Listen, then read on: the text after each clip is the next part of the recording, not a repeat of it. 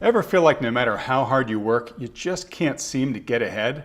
Well, there's a good explanation for that, but it's a maddening one. The government intentionally and dramatically underreports the true cost of living. And it's this fake low number that most employers use when setting the wages they pay. So your paycheck isn't growing nearly as fast as it needs to in order to keep up with inflation. People who are middle income and lower income, people who go to work and get raises, their raises are based on the CPI. So you have people who are working their tails off, paying taxes, doing everything right, but they're getting increases that are keeping them from actually making any money. In fact, they're losing purchasing power every single year.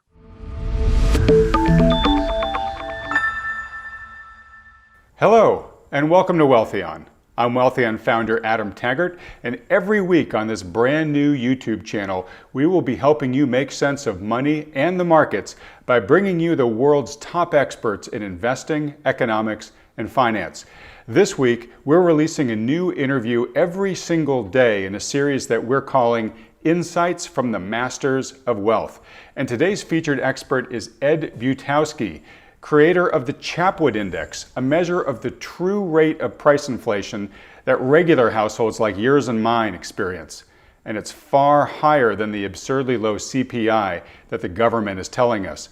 But before I bring Ed on, let me invite you to help us out as we launch this new Wealthion YouTube channel. Please click the subscribe button below. It only takes a second of your time, but it makes a big positive difference for us. And with that done, let's get to our discussion with Ed Butowsky. And this week we welcome Ed Butowsky to the program. Ed spent his career in wealth management, first working for big investment banks like Morgan Stanley and Bear Stearns, and eventually founding his own firm, Chapwood Investments, LLC, where he publishes the much known and respected Chapwood Index, which tracks the true cost of living across America. And that's what we're going to be focusing on in today's discussion with him. Ed, thank you so much for joining us today. Absolutely. Thanks for having me, Adam. All right, Ed, so we're going to get into the cost of living and the Chapwood Index and all that. But before we do, I just want to start with a general question for you, which is, what is your assessment of the current state of today's economy and financial markets? Yeah, I'm happy you're asking that question. I was just doing some studying on the overall market valuation. And no matter what metric you look at, if you do any kind of regression analysis, the market is very expensive. And all you have to do is look at expected earnings growth and what the PE is. If you look backwards at the PE for 2020, you're looking at a price earnings multiple of 36. Right now, you're looking at a forward price earnings multiple of about 23. So you would have to have 23% earnings growth over last year to justify the valuation of the market. And you don't have the GDP growth that you need either. I mean, we're looking at this next quarter GDP growth being, somewhere around 5 or 6%, but that has to be every single quarter to support, what we think is going to be growth in the S&P 500 companies. But you also have to remember that 44% of the earnings growth for the S&P 500 companies come from outside the United States. So then you have to take a look at the rest of the world, and the rest of the world isn't growing that fast. I mean, we are basically in a huge bubble. All right.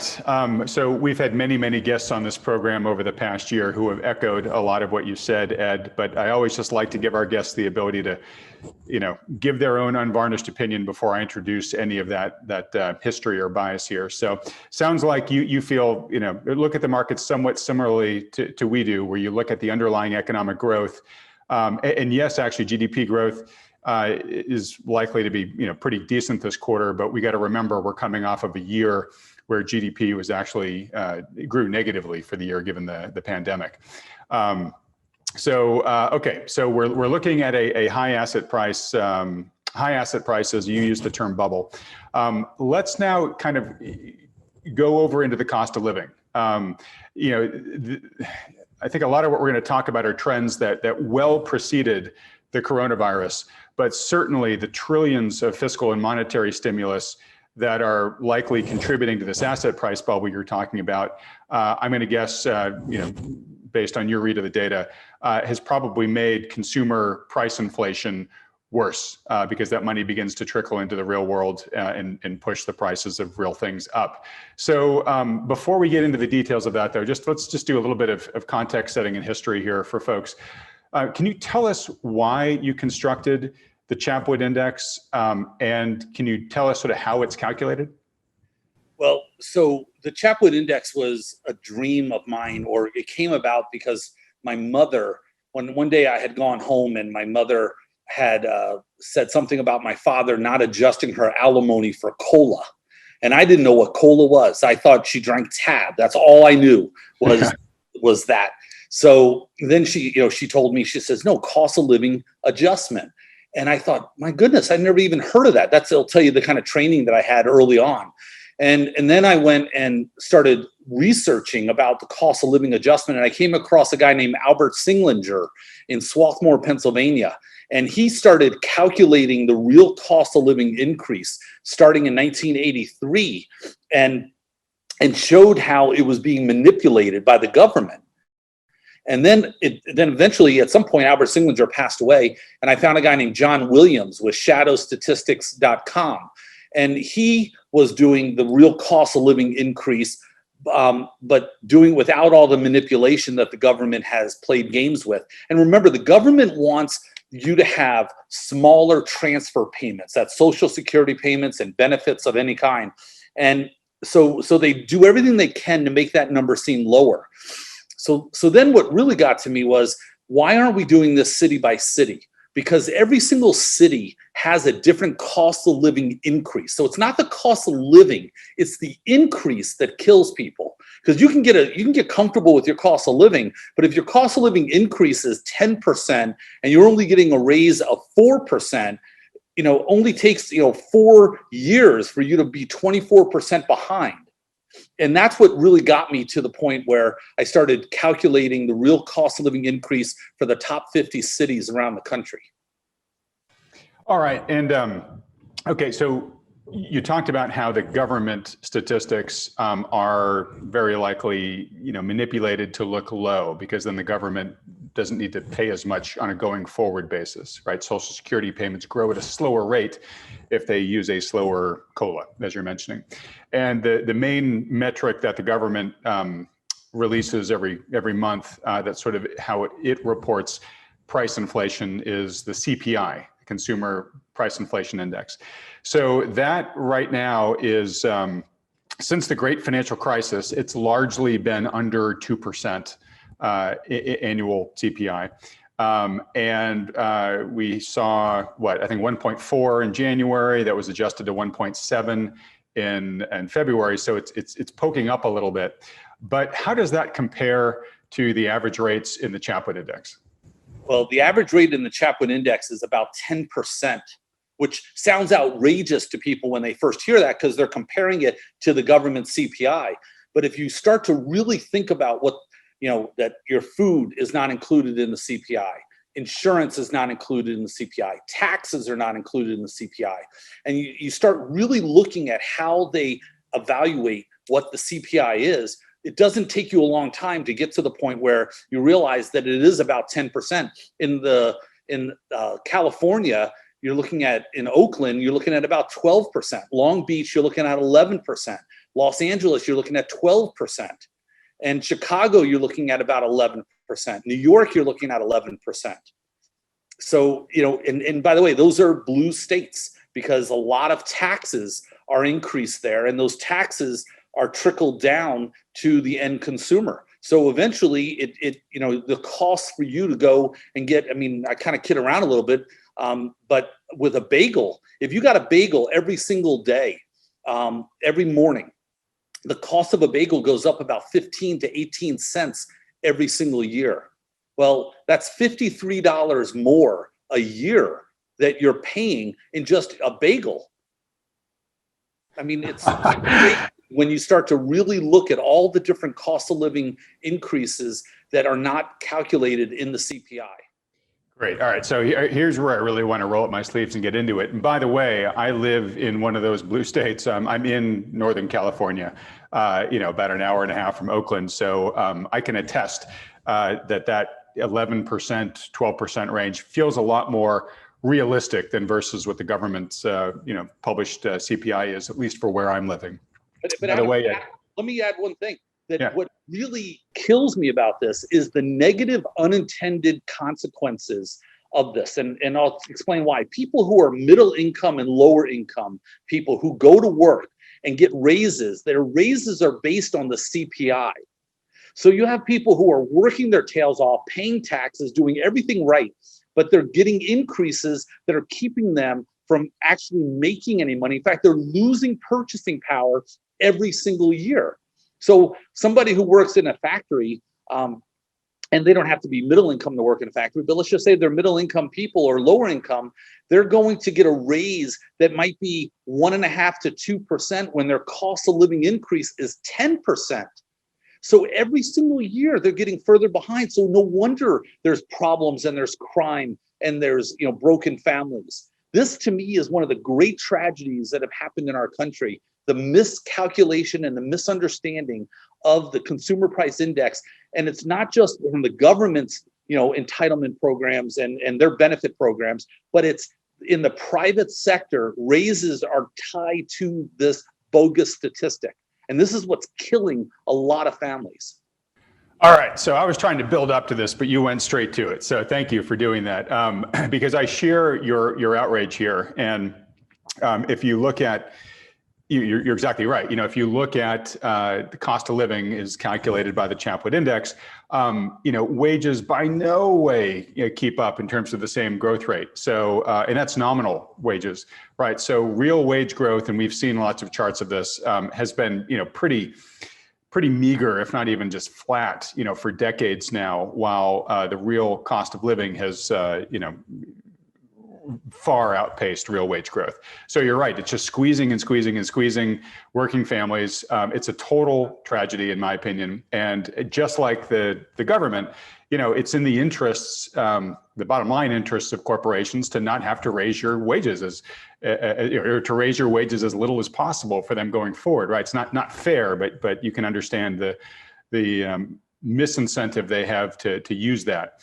So, all right. So, if that is reality, and I think, anybody watching this who lives in the real world, Ed, right, who buys food, who, uses medical care, who drives a car, who has to afford a roof over their head, who has to educate their kids, they know that the real cost of living is not increasing less than 2% annually. They know it's much more than that. So I think they probably have a real gut resonance with just this topic. That like, yeah, exactly, Ed, you're totally right. So here's a couple of questions. I guess the first one is, I get why the government is doing this, but why is the media not adopting indices like yours when it's reporting cost of living? Why is it sort of still universally embracing these bogus numbers? You listen to any news, any business news show, any nightly news when the new numbers come out, and they just report it totally unquestioned. How come at a minimum they're not using another index like yours to try to say, hey, you know what, maybe this index matches reality more? Yeah, because most of the people in the media, and I've had a history with the media, most of the people there just repeat whatever is in a headline because they're very busy and they just want to repeat it and get it over with and move on. And it's a wonky subject. It's kind of difficult to explain to most people. So they just repeat it over and over again. And, just like on your phone, there'll be a news story out and you'll have 5 different pop-ups with the same story, the same exact story, because they just took it from the press release. So nobody wants to challenge the government and how they're calculating it, just like they do with the GDP numbers, the unemployment numbers, and the CPI numbers, as we're talking about. They just accept it on blind faith that the government is telling the truth. And, but they should absolutely challenge this. And they should look at the reason why these numbers are so wrong. They're not just a little bit wrong. It's not just a rounding error. They're tremendously incorrect. And the damage, as we said a second ago, is insurmountable for most families. Yeah, and I get it. The media is owned by most of the media is owned by like three or four corporations, right? There's this huge concentration in the media. We've talked about this in the past with experts like Matt Taibbi. And so maybe there's, incentive for these corporate interests to parrot what the government's reporting. But, most of the people, who are behind the chairs and newsrooms, they're real people. They have to pay bills and stuff like that. To me, it's akin to the weatherman saying, "Hey, everybody, today's going to be sunny and 70, but everybody can look out the window and see that it's 23 degrees and snowing." Right? It's that much of a disparity. So I don't know. I didn't necessarily expect you to have the answer there, but to me, it feels we're at that point of that vast a disparity from reality that it really just seems incredibly disingenuous. I'm not even going to say naive. I think you're maybe giving them the benefits of the doubt. I think it's very disingenuous. But let me ask the next big question, which is, how are folks surviving? Right? I mean, you can only handle so many years of double-digit increase in your cost of living before you just don't have the income to make it. Right? We just talked about how incomes aren't growing nearly as fast, right? You can only, and I mean, things just like healthcare alone. If you're funding your own healthcare, you've been getting double-digit increases now, pretty much ever since the Affordable Health Care Act was passed. So, Ed, how are people dealing with this? Well, the first thing is understanding what the problem is, and once they understand it, then what do? They start to cut back, and they become they become less of a consumer. They buy less. They certainly are not making as much because of the net result of the cost of living increase. So if they're making 5% on their portfolios and their cost of living is going up 8%, they just lost 3% purchasing power, and this eventually wears on them. So a lot of people cannot afford to retire. I mean, I see statistics all the time about how many people, what percentage of the people out there can afford to have a $5,000 unexpected bill. And it's like 70% of the people can't afford that. And so what I encourage people to do is get another job. I mean, they have to have an honest conversation about what is really happening with them. Now, it's different with the one percenters, because people who are the one percenters, and I'm going quote one percenters, these people earn money based on their productivity, but based on their abilities, because they're not getting a salary. They're out there making money, and they're taking great risks, and those people can affect what they're making. So they can make more than 10% increase a year, or they can make 20% increase, or outsized numbers, and they can also lose money. But that's the difference. And that's why you have such a disparity between those who have and those who don't have. Yeah, and I'm gonna describe that differently. So those one percenters. So you mentioned people's portfolios, right? The reality is that, I think half or more than half of America didn't even own any stocks, right? They don't have a portfolio. And then of the financial assets that are out there, stocks, bonds, et cetera, it's something like 80% of them are owned by the top 10%. So those top percenters you're talking about, they own the vast majority of the financial assets. And we started this conversation talking about the financial asset price bubble that we've had here, right? And all the stimulus that's been going out, both monetary and fiscal.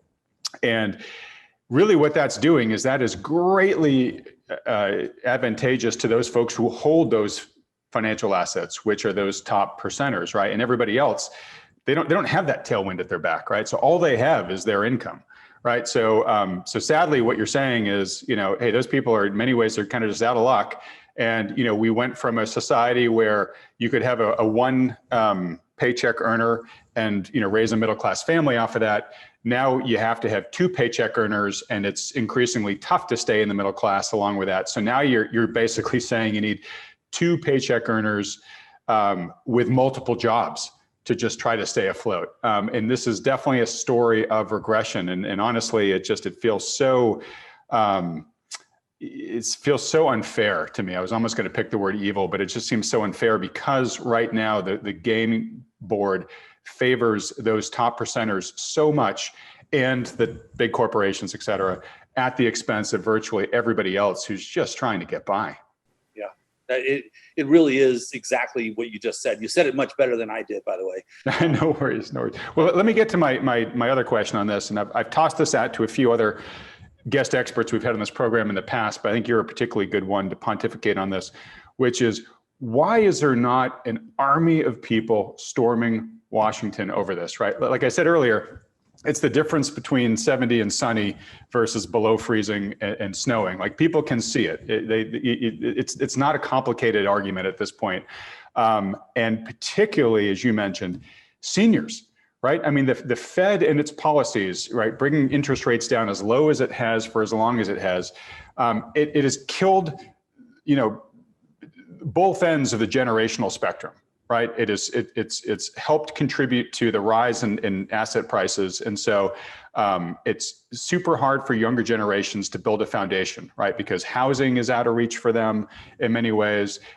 It's hard for them to, create savings that they get a return on and can build a portfolio, because there's just, there's virtually nothing return that you're getting on your savings.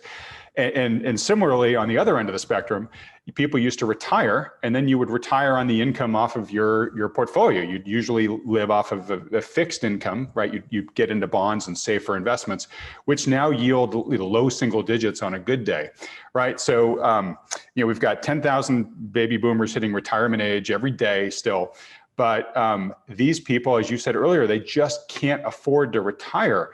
One, because they're not getting any yield, but two, their cost of living is continuing to rise, right? So whatever is left over is just becoming less and less and less every year. So my question for you is, how come the torches and pitchforks aren't out? And why isn't the AARP, making this, why aren't they jumping on the Fed bandwagon and arranging the Million Seniors March in Washington? Well, they should be, but the reason is that it benefits both Democrats and Republicans to keep the inflation number low. And so, a lot of people don't understand what's happening. They haven't taken the time to look at what happened in 1983 under Newt Gingrich, where he started to manipulate the CPI. And then again, the Boskin Commission, someone from Stanford in 1994 was asked to take a look at the cost of living increase, or the CPI, and they reconfigured the CPI at that point. There used to be 1,700 items that were calculated every single month, and they just took the raw data and used that, but the number got to 13.5% in 1981. So the government said, hey, we can't do this anymore. Let's change the way we calculate all of this. But if the number is low, it benefits Democrats, it benefits Republicans. But people need to understand it. That's why everyone should watch this conversation and understand that they should be out there with pitchforks, and they should be having a march on Washington because of this. But it also isn't something that's in Washington's hands. They can increase how much money people get with transfer payments, but they can't control the world economy. And the world economy is completely out of control in terms of costs going higher. That just the way they calculate it has changed. That's the biggest issue, is that the costs have continued to soar, but the way they calculate the increases has changed, as we've demonstrated here. All right. So here's my additional concern, right? So you've talked about why the government calculates inflation the way that they do, and why it's in their interests and both sides of the aisle's interest to try to fool people that it's as low as it is. And of course, your index is revealing what that true cost of living is. Here's my additional concern. We have two factors that I think are going to pour kerosene on this fire already. One is we have all this stimulus going out there into the world, right? And we are beginning to see, that making its way into commodity prices, right? And when commodity prices have been somewhat depressed for the past 10 years, but we're now seeing them pick up, and we've had a number of guests in this program argue for why commodity prices are likely going to have a pretty nice tailwind for the foreseeable future. And one big reason is because part of the stimulus that's going on is infrastructure spending, right? And you need actual real things in the world to build infrastructure, and that's happening worldwide now. So when commodity prices goes up, those are the base inputs for everything else, right? So you're going to see an increase in prices just because of that demand. We are also seeing in a lot of key commodities, we're seeing notable depletion, right? Where they're becoming harder to find, harder to extract, And so that scarcity also drives prices up. So it's kind of like a 1-2 punch to base input prices. So we've got all of the political machinations that you talked about going on, and we have these kind of real world constraints. So I don't see a lot of like relief on the real cost of living anytime soon. Do you share this concern? Well, without question. I mean, it's a concern. I didn't know about how tough it was to extract the commodities. That's something I was not aware of. But having said that, the infrastructure spending on top of the COVID stimulus, I mean, we're looking at another $2 trillion that they're talking about to do infrastructure repairs. And where is this money going to come from? It's all going to be a drain on on the dollar. And as the dollar sinks, it's going to make more, things more expensive to buy from outside the United States. So if the dollar drops, I think we import about 60% of what we use in this country. I think that's the number I heard most recently. So we're bringing in things from outside the United States. So if the dollar drops, it's going to cost us that much more to go out and acquire these things. I mean, there's nothing good about this discussion. There's not, and there is a class of people out there, and I'm going to show some of my personal bias here, but who, they're in favor of programs like universal basic income. And what I think a lot of these people don't fully appreciate is this concept of sort of velocity of money.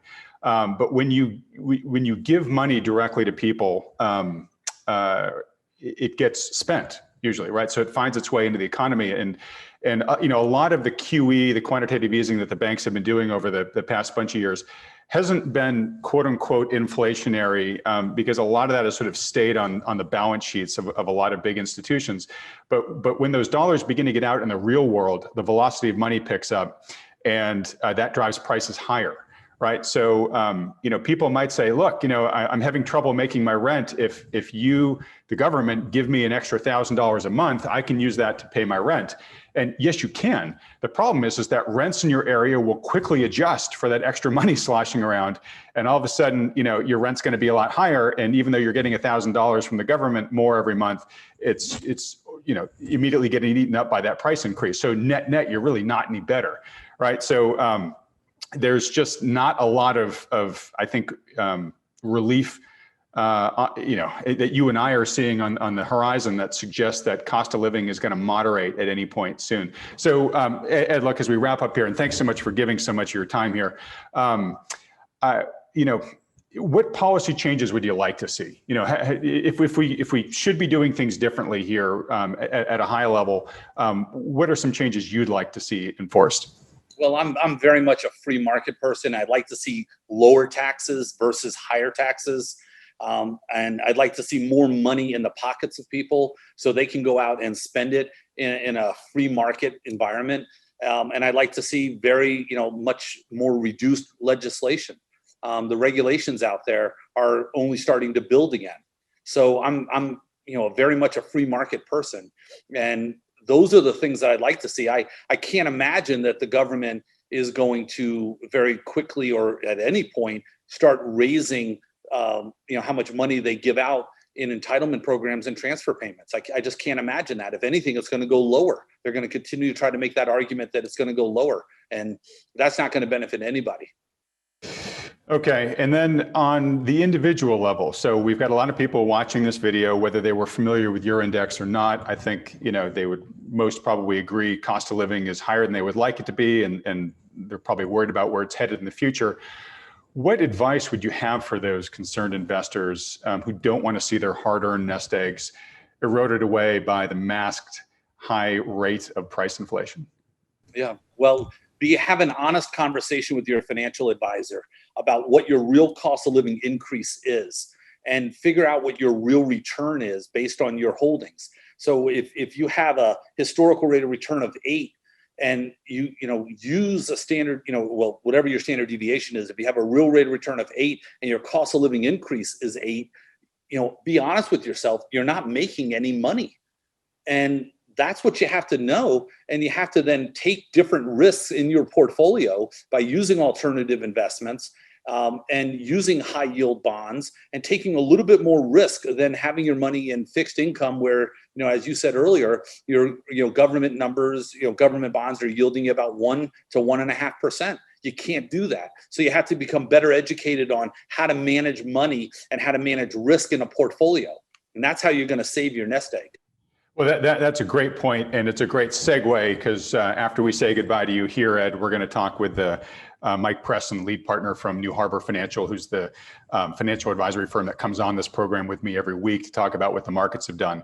So I want to put some words in your mouth, and you tell me if you agree with them or not. But given your point there about risk, getting way back to your first answer about the asset price bubble we're in, the conundrum that so many of our viewers have is they are concerned about everything that you just mentioned, but they're very concerned about going out on the risk curve right now into these high price stocks and high yield bonds and all that type of stuff, because they fear that there is there's a price correction, probably a pretty sizable one, that could happen given that we're at all-time extreme levels of valuation, as you said earlier, right? So they're kind of stuck between a rock and a hard place, right? They feel the pressure to reach for yield, but their brain is telling them, look, we might be in the last inning of this bubble here, at least in the near term, and I don't want to potentially risk losing half of my investment capital because I happen to be the greatest fool that put his chips on the table right before the big correction happened. So our big advice has always been, work with your professional financial advisor, provided, of course, they understand all the issues and the risks that we've been talking about here, but really try to work with one who prioritizes risk mitigation, because if you go long in this market, given the fact that it's at such high level of valuations, you want to have hedges in place to protect you in case indeed we do have a material correction. Would you agree with that? Without question.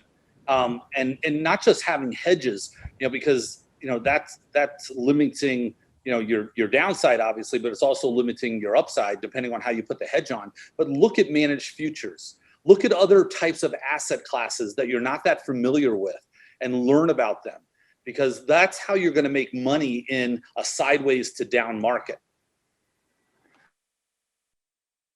But great point. All right, here. So as we wrap this up, Ed, and again, thank you for sharing so much of your time. I really hope that the world continues to look at alternatives to those published CPI numbers, alternatives like your index out there. And God, please, if you're in the media and watching this, please just don't parrot the CPI blindly. Look at Ed's indices, look at shadow stats, John Williams, like he mentioned, and at least give your viewers, a comparison between the two. But Ed, where can people go to find out more about you and your work? I think go to chapwoodinvestments.com. And we built some proprietary calculators in our investment forensics division. It's a section on our website where we give real honest analytical insight into portfolios. And we created 8 metrics on how to properly evaluate a portfolio, and something that we're really proud of.